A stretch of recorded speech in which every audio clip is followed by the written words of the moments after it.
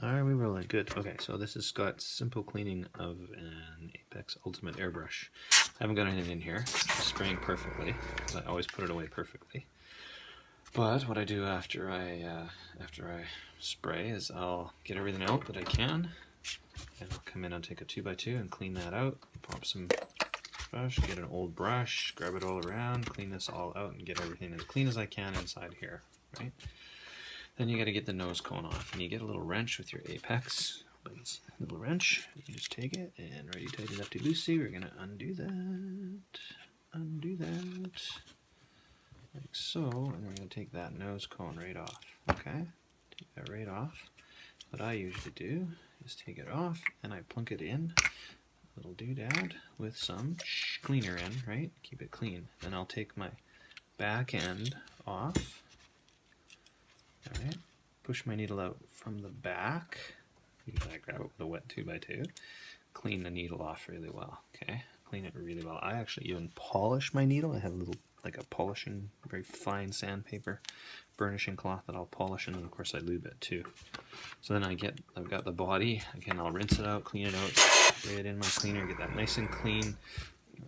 Q-tips, and then I've got a little, it's called a gum interproximal cleaner. You can get them, they're a drugstore, right? They're a little cleaner, like this size. And what you can do with it is dip it into your stuff and just run it right up and through, right? And you'll get into that area by the color cup and clean it out. And then I just blast it and blast it. And I use quite a bit of airbrush cleaner, actually to do that. And then again, a nice dry, and then we'll put that aside, and then we get these pieces cleaned out. So my nose cone came right out of my nose because my stuff's clean. Okay, but I'll usually give these guys a good clean out. You can take this off too, give everything a good wipe down. Okay, dry off as well.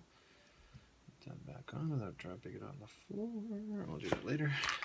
And then this guy, this is the bugger that gets lots of goop in it. So that is where this thing really excels. You get your cleaner, and you can, and you'll get stuff out of there. Okay, and I clean that.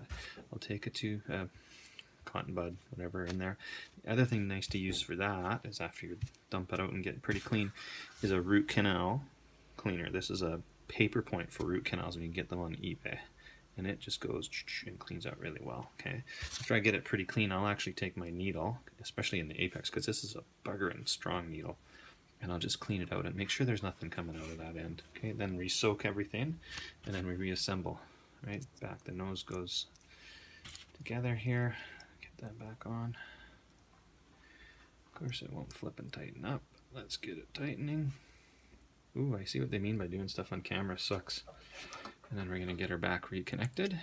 Sometimes I lube that O-ring as well a little bit. Blow out, clean out, lube up my needle. My lube's somewhere, I don't know where that is, so I'm not going to grab it. Pop that back in and tighten up.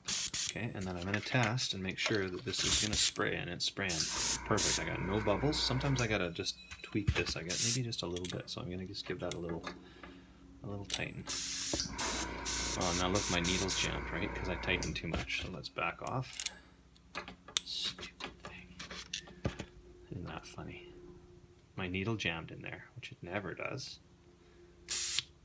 There we go. Got it out. And now she's spraying right. I can feel it. I can tell that it's spraying correctly now. Okay? So that's cleaning an airbrush by Scott. Bye-bye.